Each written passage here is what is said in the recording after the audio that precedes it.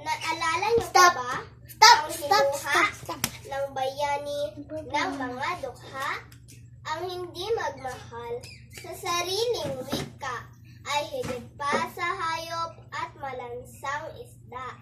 Ating mahalin ang sariling wika. Ito ay sandigan ng ating bansa.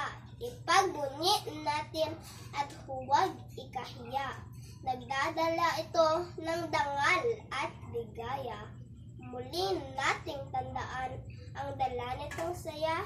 Hindi ito maiaalis sa puso ng bawat isa. Ito'y nakatatak na at nagbibigay halaga na tayo ay Pilipino at hindi basta-basta. Wow. Very good.